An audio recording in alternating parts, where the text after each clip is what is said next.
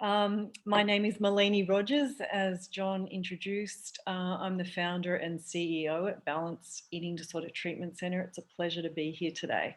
So I'm going to walk us through the first part of today. I'm going to be talking a little bit about the research behind intuitive eating and how this approach can really help our clients with their relationship with food and their body.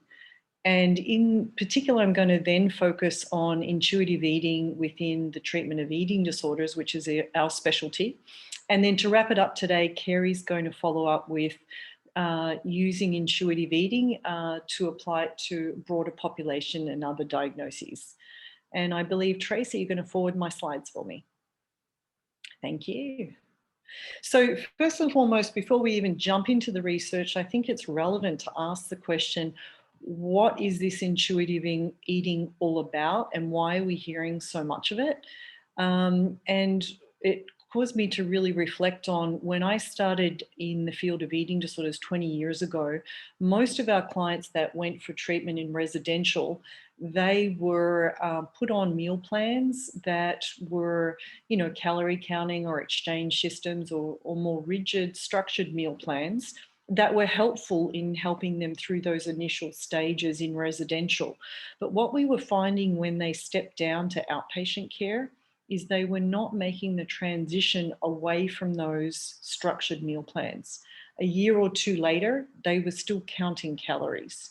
And so the question then became, why not? And also, how can we help move them from this external system of trying to assess physiologically how much food do I need and how much should I be eating, to relying on their internal body cues, which is actually our internal regulatory system. So really, when I think of intuitive eating, I think of it as the system or program that we've embraced to help our clients take those steps from relying on an external mechanism to this internal mechanism. And if we go to the next slide, Tracy. So what is intuitive eating? Honestly, it's really normal eating, but normal eating is very, very complicated to define as well. But I like to think of it as natural as breathing, literally. So it's our internal regulatory system that just allows the body to determine the adequate amount of fuel or food that we need to take in to support life. It's as simple and as complicated as that. If we go to the next slide, here I've noticed then, so we've got this amazing sophisticated system that we're all born with, and anyone who has been around babies will know that this system works, i.e. a baby knows when it's hungry, and it certainly lets you know by crying. We feed it. A baby does not have a concept of how many calories it should be taking in, but rather it has fullness cues that tell the baby when it's full. And then for any of us who've tried to overfeed a baby, you'll notice that they'll spit the food out and they'll definitely tell you, no, I'm done. And so this is the beauty of this internal regulatory system, is that we don't have to consciously know about calories. But if we take that internal system and then we look at eating disorders and look at, well, do our clients with eating disorders, is this system functioning properly? And even more so, the question is, after going through or while struggling with an eating disorder, is this system permanently damaged, or can we get our clients back in alignment with this internal regulatory system? The good news is that it appears that overall we're able to help our clients re-establish an alignment with their internal regulatory system. And there's just some really, really nice research around this, and I've left some references there for you. But what we're seeing from the research is, no surprise here, that intuitive eating is negatively correlated with ED symptomology. All that means is that the more ED symptomology you've got, the less intuitive eating going on. And the reverse is true. The more someone's eating intuitively, we see less ED symptomology. There's a positive correlation with intuitive eating and psychological well-being, which is great to know that positive correlation. And then for treatment around binge eating disorder, we've actually seen where clients are able to establish a weight stabilization and in some cases lower body weight mass over time. There's an improvement in emotional regulation and also a decrease in body image distress, less anxiety with eating, and greater pleasure with food. The last three, well, the second to last three, I should say, the decrease in body image and the less anxiety, kind of surprising when you think about it, because we're taking clients from using a very concrete system of counting calories or using exchanges to something that's much more kind of opaque and about trying to interpret internal cues. So it's not as precise. So you would imagine that with less precision, our clients would have more anxiety and more body image distress, which they do initially when they take that leap, but actually it subsides, which is amazing to see. The next slide there, Tracy. And so with all this talk about intuitive eating, the original book around it came out in 1995 by two amazing registered dietitians, Evelyn Tribole and Elise Resch. The book on the left is the original. And then last year we got the updated 4th edition in the green cover there. And so really this book was released as a counter to diet culture, and that people were getting away from this internal system to an external way of eating that was not in alignment with our physiology and our genetics. And so it makes sense that we in the field of eating disorders have then adopted this program, if you will, as a way of getting a population, the eating disorder population, who are so far removed from that internal system, to help them get back in attunement with it. If we go to the next slide, this is my visual presentation of, on the left, that pendulum where we've got extremes in hunger and ignoring hunger cues, or maybe a desensitization to hunger cues is what we think might be going on with anorexia, right through from that restriction to overeating, where we're seeing a desensitization to fullness and actually eating through fullness, which we see with our clients with bulimia and also binge eating disorder. So the goal with intuitive eating and getting more in touch with subtle cues rather than extreme cues of extreme hunger and extreme fullness. We're trying to get our clients back in touch with more moderate cues. And we know that that place of moderation is also a place where we are more closely taking in the calories that is optimal for our body weight and functioning. And that's really where we want to help our clients get to. And if we go to the next slide, what we're seeing as we help our clients relearn this system, remember we're born with this system, so we want to help them get back sensitized to it again. We find that as clients learn that, my goodness, if I eat when I'm hungry and I stop when I'm moderately full and I'm satisfied with what I'm eating, then my body weight doesn't go crazy. I don't lose control and gain lots and lots of weight, which is probably the number one fear for our clients with eating disorders and their hesitation in adopting or trusting this system. But as they see that nothing terrible happens, there's more trust in the body, a relearning of trust in the body. There's less anxiety, and that's how we can help them towards a more neutral relationship with food and their body weight, and an acceptance around their body weight in accordance with eating in a more physiologically appropriate way. So we'll go to the next slide. This is really, I know there's a lot of information here, but, and I guess that makes sense because this is kind of the recovery pathway from a nutritional perspective for our clients with eating disorders. And I'm just going to focus on the purple boxes. The top purple, the top left-hand side purple box there, when we have a client come into balance, or most eating disorder programs, in our more intensive programs especially, we start off by removing all labels from foods. There's not healthy and unhealthy foods, or clean and all the other variations that we hear. It's just food is just food. My Doritos are just the same as sushi, as a kale salad, as a burger and fries from Shake Shack. And so the model that's called is All Foods Fit.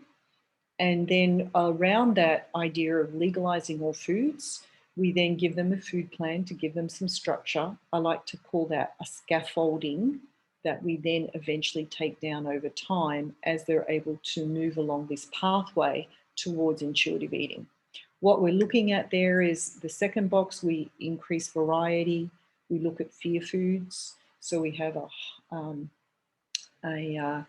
a triangle, if you will, of fear foods, with our scariest foods at the top, our less scary at the bottom. We go through a lot of exposure therapy with different foods to help our clients realize that if I eat ice cream, I'm not going to suddenly, have a big change in my body, and I'm not going to get out of control.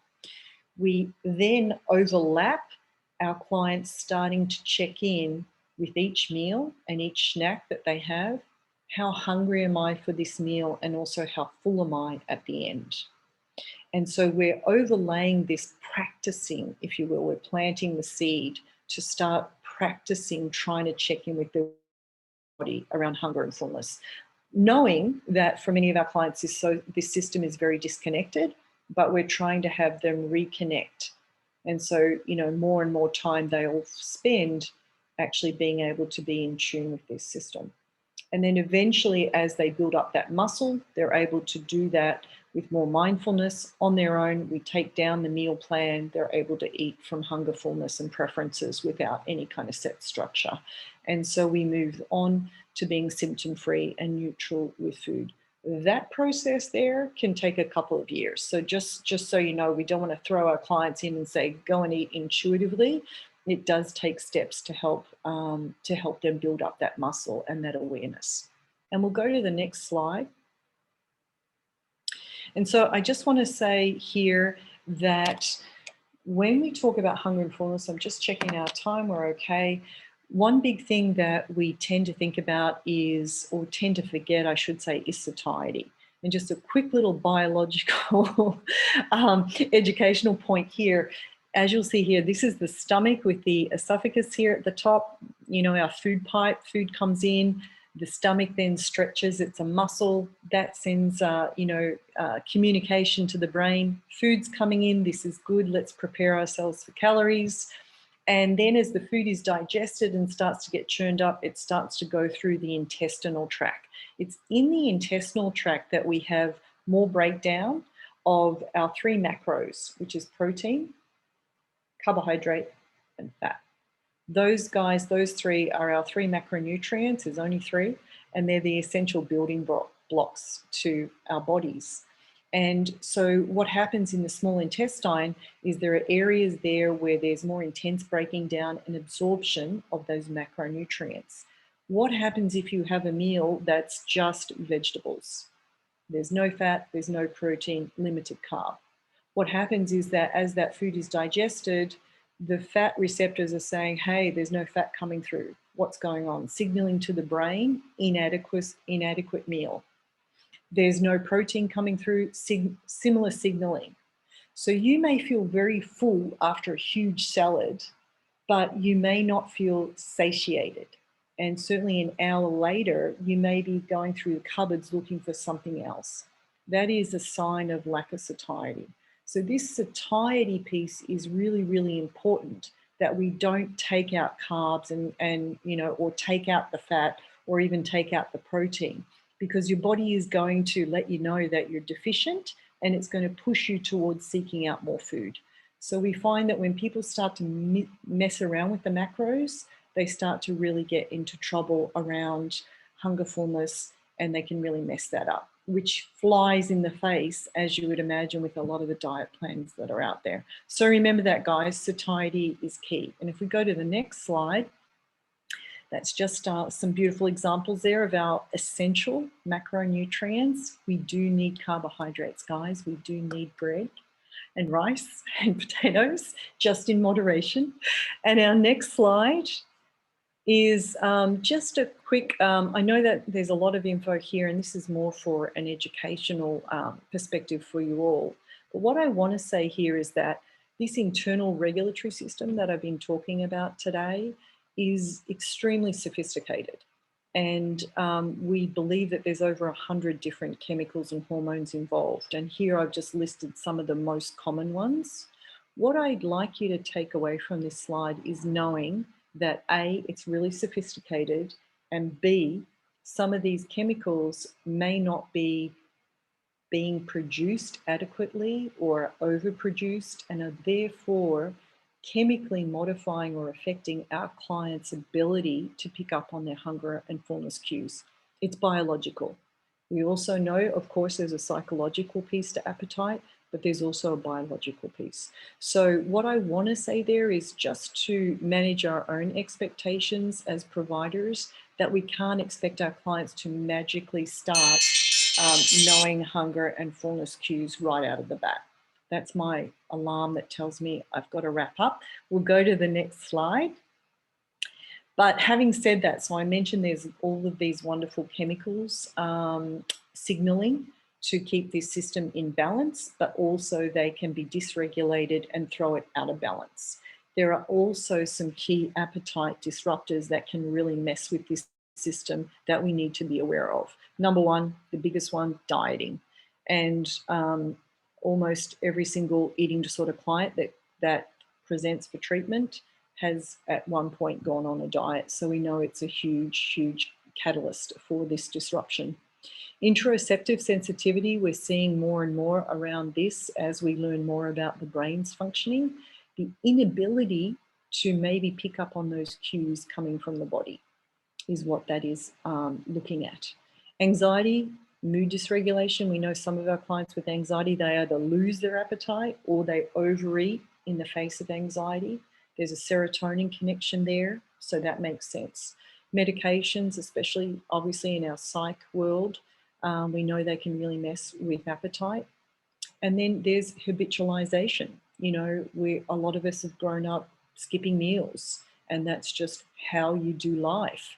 But it's messing with the appetite cues, restaurant portions, and then of course the clean plate club. And so we get habitualized to eating, you know, whatever is put in front of us, as opposed to, am I actually full? Buffet variety effect. I don't know if you know this, but from a survival perspective, when we are exposed to more variety in foods, we will naturally, without an eating disorder, just regular eating folks, will actually overeat by 30% more if there is more variety. So just know that when we're looking at a buffet, that there's that risk to overeat. Microbiome, we're learning more and more about how this can affect appetite, and sleep disturbances are a big one. If we go to the next slide, I just wanted to leave you then, as I wrap up my portion before passing you over to Carrie, a couple of resources for you. Those intuitive eating studies that I mentioned, there's a wonderful list here, those intuitive eating books, and also a little bit more about the authors who really started this program, Evelyn and Elise. And I will now pass you over to Carrie. Thanks, Tracy. Thank you, Melanie. Thank you so much for that super informative introduction that gave a really, really solid understanding of intuitive eating.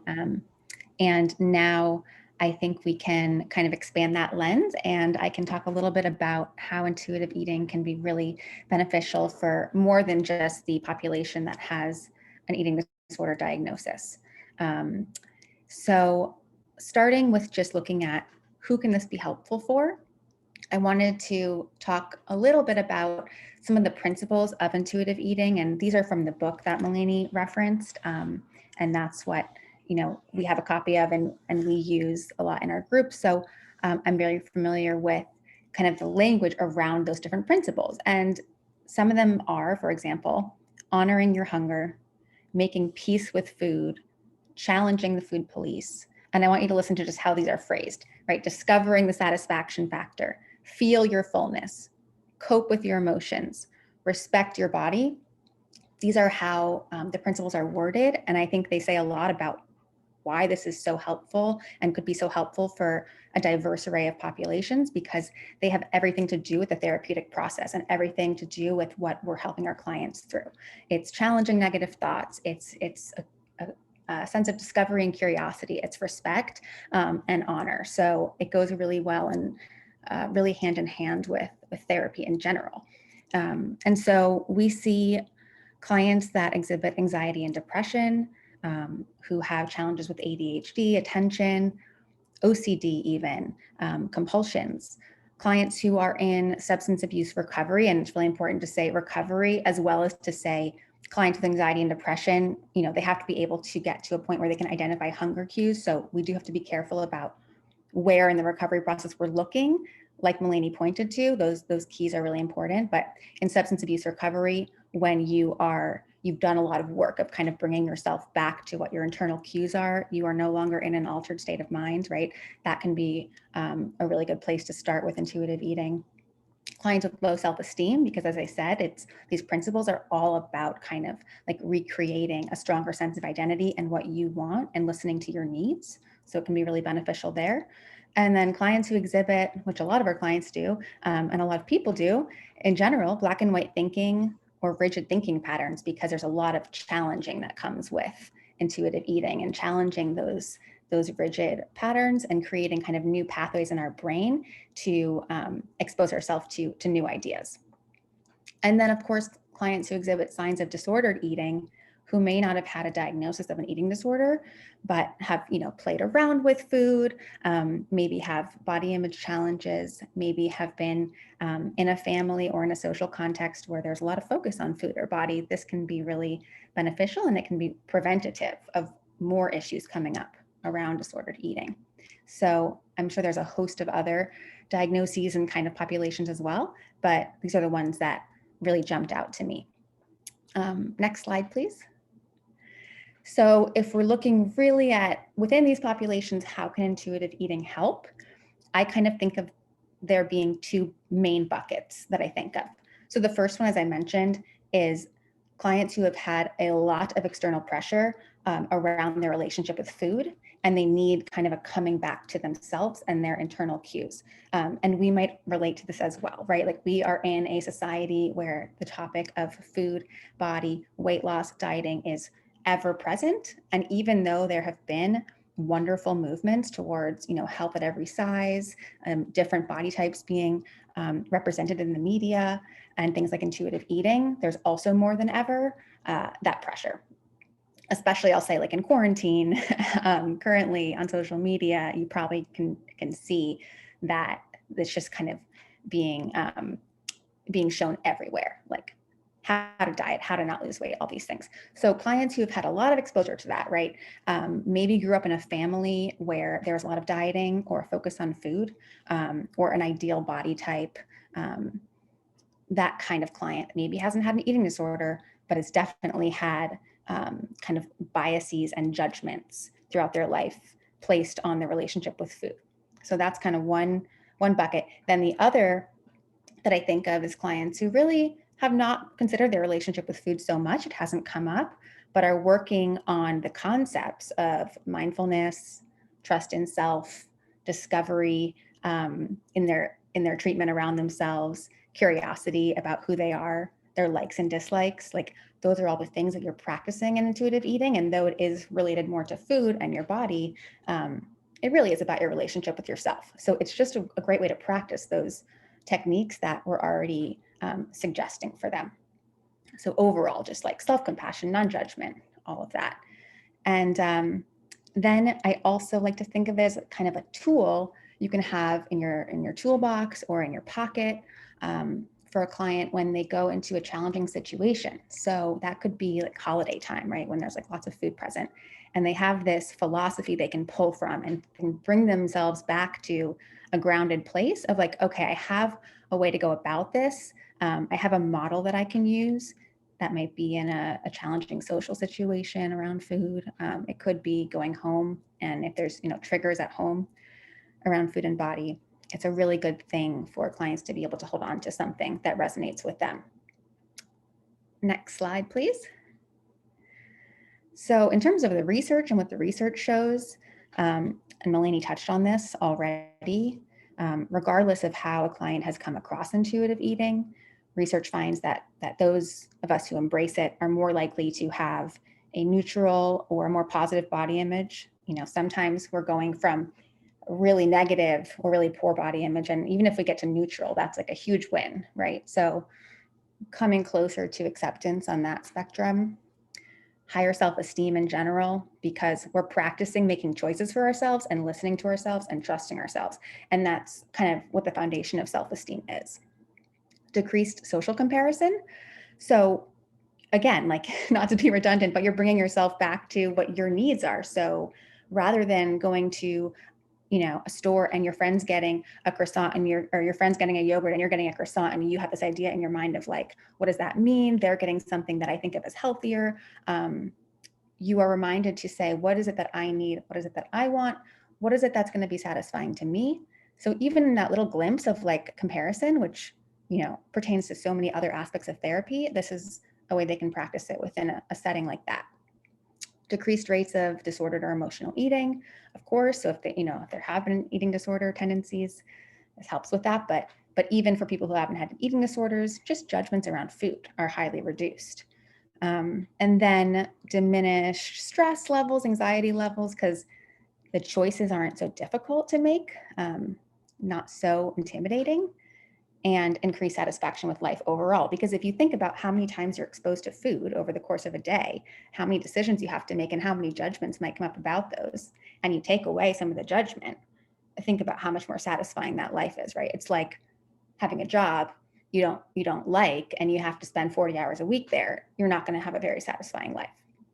So it can be really powerful in these areas. And the research is there. There's some sources down here if you want to take a look later.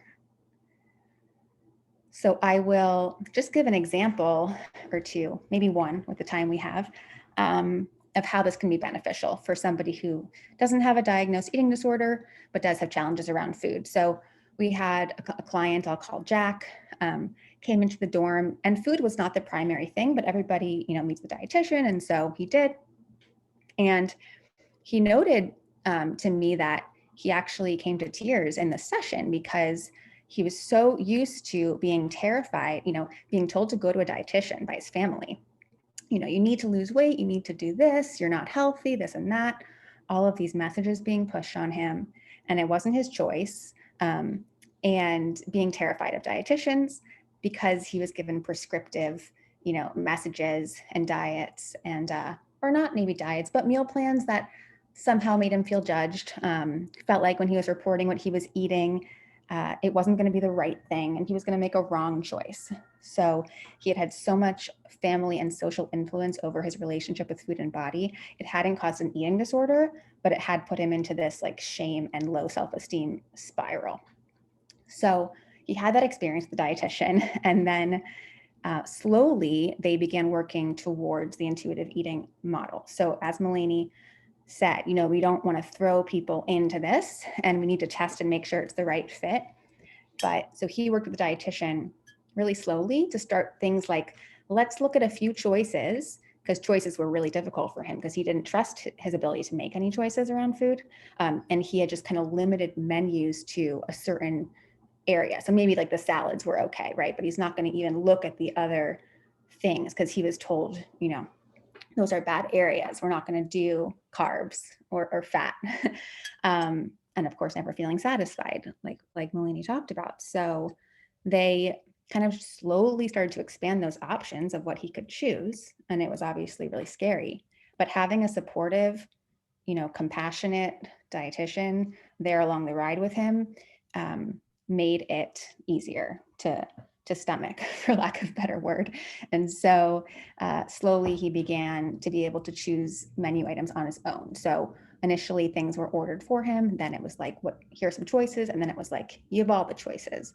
And that became so much less overwhelming. And you can imagine somebody who didn't feel confident making a choice around food to then feel total confidence would improve your self-esteem pretty greatly. And so also your avoidance. So it's gonna bleed into other areas, because if you feel confident making choices like that on your own, you're gonna feel more confident to go out to dinner with a friend, to go to a party. Obviously with COVID, he hasn't been able to do most of those things yet, but he will.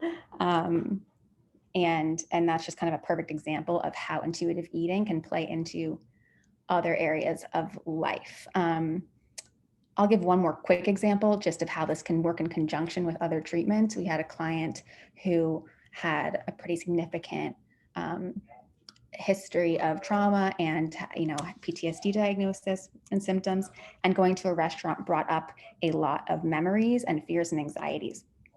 And the practice there was about combining kind of grounding techniques.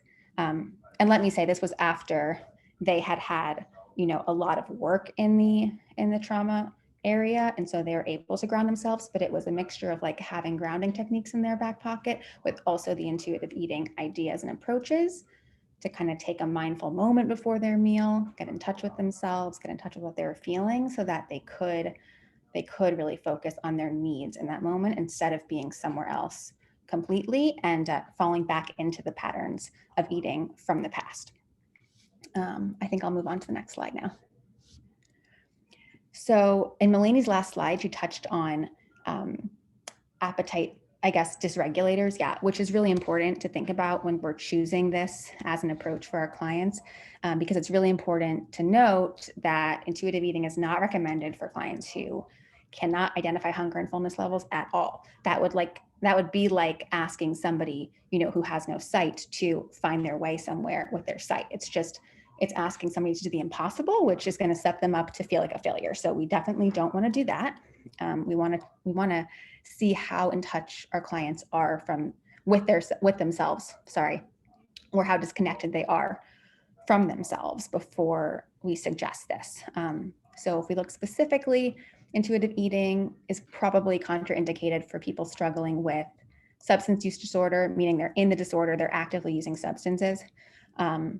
And that's going to depend on how intense it is and what their functioning level is. But if you're altering your state of mind, being intuitive is not really going to be an easy thing to do.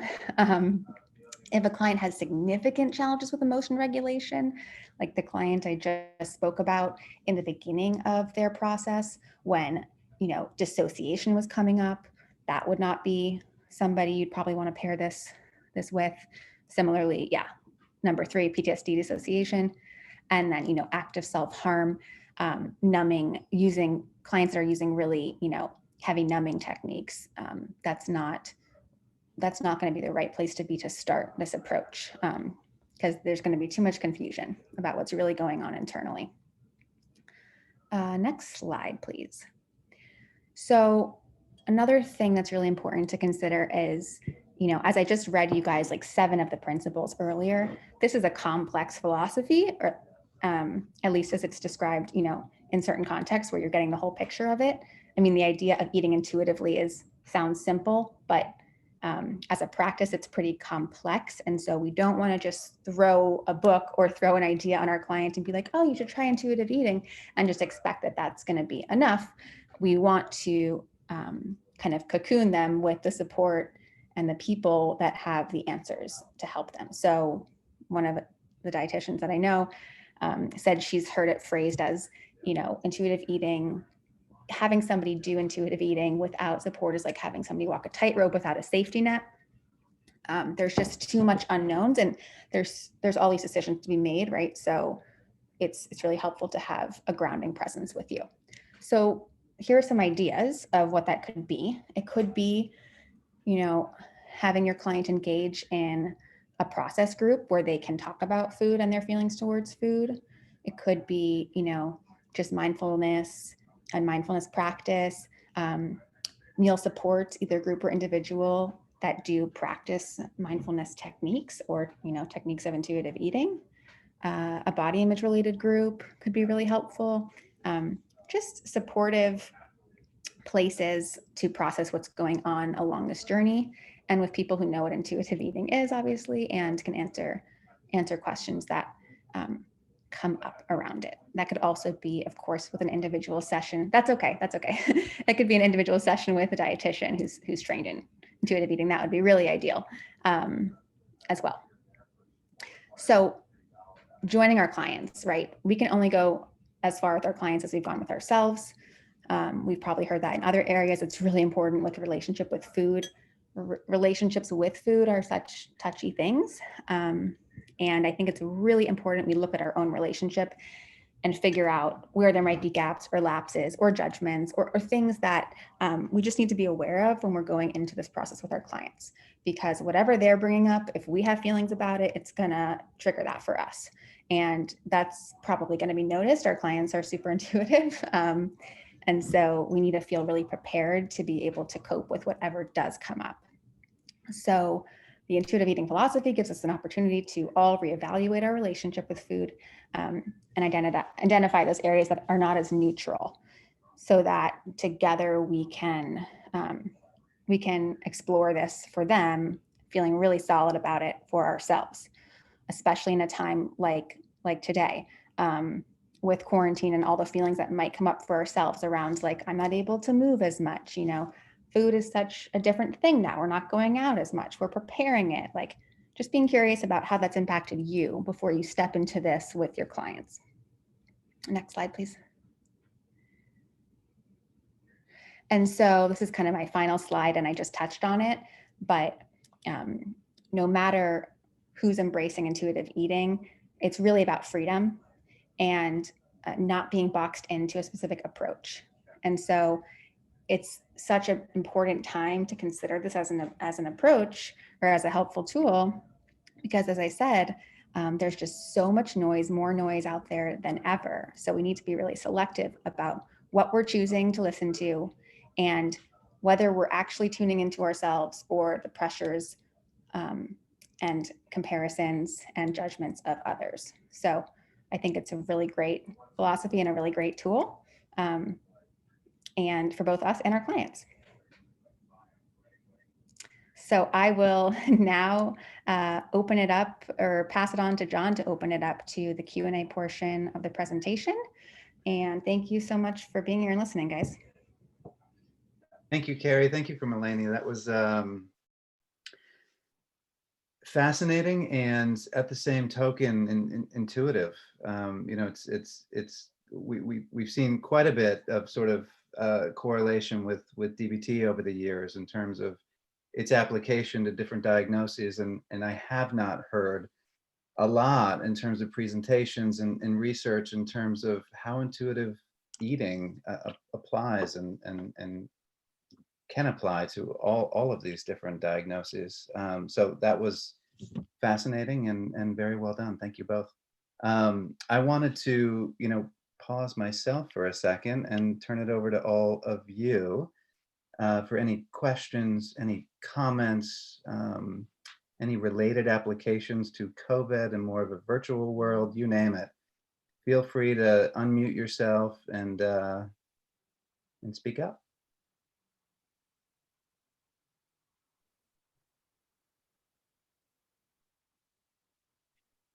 Hi, Ellen. You're just muted, Ellen.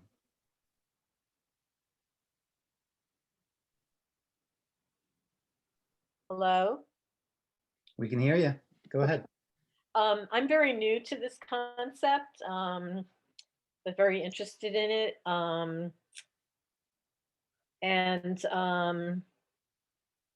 But I can't really imagine how strong the resistance could be from some patients upon initially being introduced to this, and their intense need to hold on to their diet, food plan, whatever. I mean, I know how to work with resistance in general, but I was just wondering if any of you had any thoughts about that. Melanie, do you want to take it, or? Sure, I'll take first stab at that. Absolutely, Alan. So when our clients come in and if they're on a food plan, or hopefully then, well, our clients usually come in who've been through lots and lots and lots of dieting, and now they're in a place of disordered eating. And sometimes they're eating healthy and good, their words, and then other times it's out of control. So we may establish and go through a meal plan with them. So food, breakfast, snacks, lunch, dinner, etc. What we're trying to do is balance out the eating events. And then while they're following that, and we'll actually give them 2 slices of toast and a bowl of this, and we can even give them quantities if they need that structure. Right. Then what we will do is, just for practice, I will ask them, and I'll give them a scale and I'll say, for each meal event, can you just take a guess at, try to figure out, are you experiencing any hunger? And then the hunger scale actually has descriptions per the number. So extreme hunger, I could eat the sofa, to no hunger whatsoever. And so there are descriptors to help guide them through this process. And then I ask them to just follow the meal plan if they can, but write down somewhere on a sticky note what is their hunger and what is their fullness at the end of each meal. And so it's a way of having the safety net of what they're currently doing, but overlap it with this concept to start practicing it. And Right. then over time, they find that they're able to eat something that might be, a mixed meal, where it's not a cup of rice and a cup of this and a cup of that or whatever. And actually, a lot of clients want to eat intuitively, but they're so scared of doing so, as you said, and that's where the resistance is. And so that's where we try to give that safety net piece approach, as I'm describing, and we talk about it. And I'm not certainly wanting to push them out of the nest before they're ready, Right. but many of them really want to get to that place, because I think a lot of them also have described to me that they know kind of instinctively that this is better for them to eat this way. Their words, not mine. I certainly don't want to push any philosophy on any of our clients. But that's usually how we've seen it operate, Ellen. The biggest resistance is obviously, where will my weight end up if I eat intuitively? Can you guarantee me that my weight will be X? And of course, I can't guarantee you, because that's based upon genetics. And that's also based upon, how in tune we are with hunger and fullness cues, because our hunger and fullness cues, that system is designed to allow us to be at the optimal weight for our genetics. All right. And I know that flies in the face with a lot of things we're told about being able to control our weight, but that's actually the system that our bodies are biologically designed around, and then we mess it up. So that's the key anxiety piece, which is then helpful to be working with a therapist, obviously, around all of this anxiety, body image, distress, etc. I'll just pop it over to Carrie for other elements that you may find, Carrie.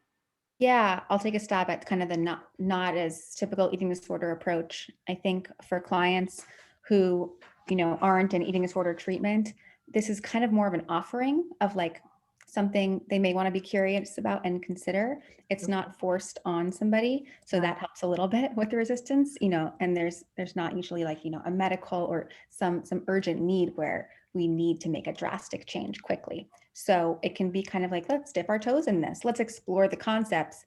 I'm with you here to resist them and push back against them, because there's a lot in any philosophy that I think deserves to be questioned, right? So I think the more that you just can join them in that and take more of a motivational interviewing approach of like, well, what's happening now? What's not working?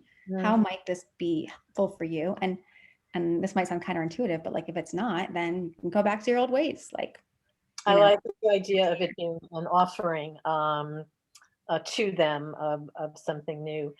Thank you both and all of you. I do need to exit now. So you could say. good to be here. Thanks, Ellen. Thanks, Ellen, for your question. Thank you. Hi, Joe. You're muted. Okay, hi. I'm new to this group, and I just started working at Serona Therapies. Welcome. and with eating disorder clients, although I've always been interested in this. I guess I'm thinking about the emotional eating that people are doing.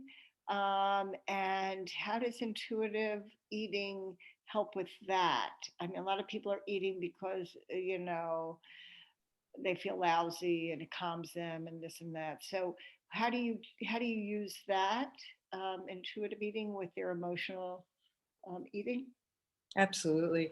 So I like to separate eating out into two buckets, to use your word, Carrie, where we've got the physiological hunger fullness and what's around, sustaining our body and functionality. And then we've got emotional eating over here. And so what we know is that if you're skipping meals and not eating enough through the day, you'll set yourself up for overeating episodes at night. So what we like to do with our emotional eating clients, emotionally overeating, is we want to make sure that physiologically they're eating enough during the day. And if they are, and then they're eating beyond fullness, or they're eating without regard to hunger, which is usually what emotional eating is. What we're trying to do is then bring more awareness around that behavior, because in and of itself, look, emotional eating in moderation is actually a part of the normal eating. Look, we all eat emotionally on occasion, right? I mean, how many of us have gone and had ice cream with our kids and we're not hungry, but we have ice cream? It's all part of the pleasure of food. So within a certain range, it's very normal.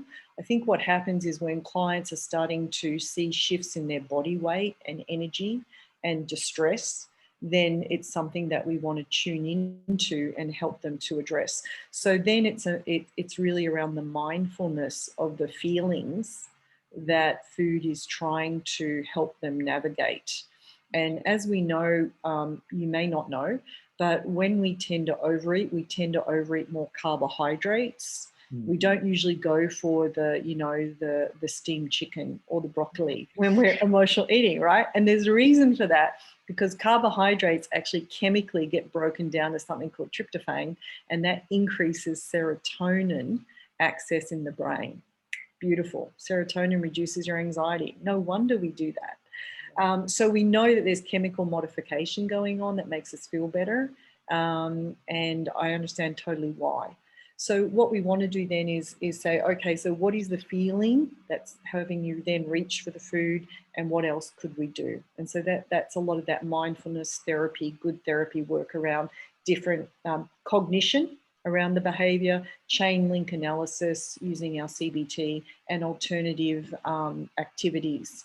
What I'm finding for a lot of people, and I wonder if you guys are seeing this as well, because of the distress we're all under right now and the lack of self-care activities that we would normally do for ourselves to keep ourselves moderated, we're relying so much more heavily on substances, alcohol, food, etc., to just give us some relief.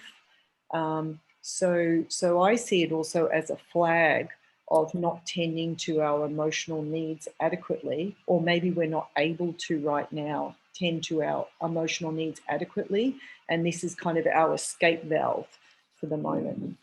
So sorry, Joan, I've thrown a lot at you there, but emotional eating is very much one of the elements that we would then look at and treat with bringing more mindfulness around this intuitive hungerfulness. And then if it's not based upon hungerfulness, that's okay. We're not judging it, know it for what it is, but then let's try and peel that apart and do something else. And even if we can just reduce the episodes of emotional eating, a client will feel a lot less distress. Mm-hmm. Yeah. Yeah, I think the only piece I'll add is like, this illustrates why it's so helpful to have these other tools and other therapies kind of alongside, like DBT or CBT, like Melani's talking about.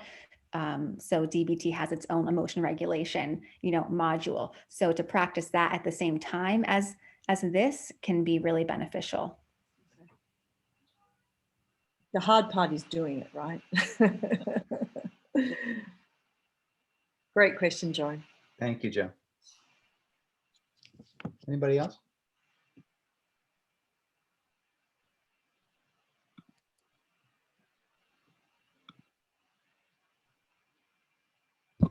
Hi, Andrew White. Andrew, I've been admiring your backdrop, by the way. Oh, thank you. It's my brother-in-law's house in Mexico, and I Lovely. do want to go back there, but I'm somewhat limited at the moment. I love the idea of using the word scaffolding, because I know that eventually it's going to go away. It's only a temporary structure. Yeah. So I had not thought about that before. Food plan stroke scaffolding. You also mention mindfulness. I have a meditation practice daily, and that helps me with mindfulness. Is that something that's could be used in this plan? Absolutely. They absolutely complement each other. We use yoga, Andrew, and meditation, though for a lot of our eating disorder clients, it's really hard for them to sit still. So yoga as a way of reconnecting with their bodies can be very helpful around this idea of mindfulness. Absolutely. Because the mindfulness, when you think about it as it pertains to food and food consumption, it's not inhaling your food. How many of us do that? We're in the morning we're racing, we've got kids, or we're eating in front of the TV or our computers. Our lives are so busy. And then you look at the plate and you're like, oh my God, did I finish lunch? I didn't even realize, right? So we're so not mindful. And so it's slowing things down. You don't have to like taste every single bite. I don't necessarily mean that, because that can be excruciating, but just being a little bit more tuned into the fact, oh, I'm eating right now and this tastes delicious, or it tastes like crap, whatever it might be. But that's wonderful. And I think if we can have our clients establish some kind of mindfulness practice, such as yoga and or meditation, it can only be helpful with getting back in touch with this particular intuitive eating piece as well. Thank you. Yeah, I kind of think like if somebody was to say, how could we combine mindfulness into eating? Intuitive eating would kind of be the thing. Like it's all about that. It's all about getting in touch with the internal and what's happening for you. There's this mindfulness exercise of like eating a raisin mindfully. I don't know if any of you have seen that or heard of it, but it's like you take the raisin, you look at the raisin, you feel it, you notice the textures, the smells. That's kind of what I think of when I think of intuitive eating. You're just being very mindful of what's going on. So I feel like they're kind of perfect together. Andrew, thank you for that question. We have a question that came in on the chat box from Tori. It sounds like she's having a bit of an issue with her mic, so I'll go ahead and read this on your behalf, Tori. I work mainly with adopted children and teens. I am noticing many of them have food issues that at base level have to do with control based on their past lack of control. Would intuitive eating be something that would be helpful for them to gain a healthy form of control? Yeah. I'll take a shot at Yeah, that one. go ahead, Carrie. That one. Absolutely. Yeah, I mean, I think the answer is it depends on a lot of other factors in terms of what's going on with them, but it certainly could be very beneficial. I think the question is, are they at a level in terms of their relationship with themselves and food where it would be beneficial and wouldn't just be so overwhelming so they don't feel like, oh gosh, now there's just all these decisions to be made. So I think it would have to be a slow process, and you'd also want to probably consult with a dietitian maybe on what else is going on with them around food, and in terms of those more biological aspects and weight and all the stuff that Malini will probably speak to right now. But I think it could be really useful. Yeah, absolutely. It can be very useful, but I agree with you, Carrie, especially with kids who've gone through trauma, which I'm imagining many of these kids have, of course. Then you'd want to just make sure that you're covering your bases there. And what I mean by that is, yeah, like I'm thinking of a lot of ARFID, which is, we used to call it picky eating, but now we understand that for kids who continue with picky eating well beyond those younger years, that there can be some trauma-based or sensory stuff going on for them. And now we call it ARFID, which is Avoidant Restrictive Food Intake Disorder, long acronym, but think picky eating. And for a lot of those kids, there's a fear of throwing up, or a fear of choking, or they've got a negative association with certain foods. So we want to be conscious around that piece. And also there's a really awesome book written by a registered dietitian who specializes in kids and their relationship with food and trauma. Ellen Satter is the author. I'll put it in the chat box, Satter, I believe. She's a registered dietitian. And John, I can get you the exact name of the book. It's on my bookshelf, which is in my office, which is, I'm not where I am right now. But it's on food and kids with eating.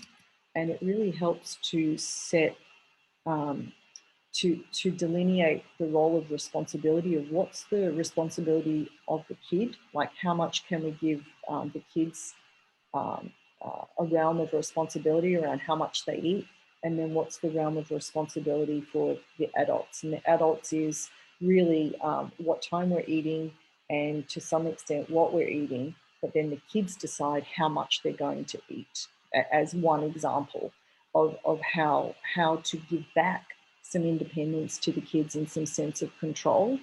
And I think one thing that we do as a society around our kids especially is we over control what they're eating and how much they're eating. And we can be sending a lot of not intentional signaling and messaging to our kids that they're doing it wrong. And a lot of kids, particularly our girls, but also our boys, are being raised in families where there's an over concern around body weight and control of body weight. And then also a mimicking of what they're seeing with parental behaviors around food in the homes. So it's pretty complex stuff, and it's you know, biological from my perspective, but so psychological and relational from Carrie, and you know, from the work that, you know, you guys do as therapists. But check out Ellen Satter's book if that's helpful to you. And Melanie, what I'll do is I'll ask you to just shoot me a text with the with the name of the book, and we'll be sure to include that. Yep. In our follow-up note. I just want to be mindful of time, so Yes. we all get a breath before our 4 o'clocks. Yes. Melanie, thank you, Carrie, for joining us today for this very important conversation. And I just want to really quick give a plug to Balance. We're huge fans of Balance at the dorm, and Leslie Davenport is on. Leslie, if you can wave, if you guys have any questions about Balance, the wonderful work they're doing, in this email will be sure to list all Melanie's contact information, Leslie's as well. Please feel free to reach out to them to keep this conversation going. We'll be back at this next Thursday with Newport Academy and Arise Intervention to talk about bridging intervention integration, the role of family in recovery during COVID. Gail Saylor will be presenting in addition to the dorm. All right, so we will see you then, and thank you all for joining us. Thank you.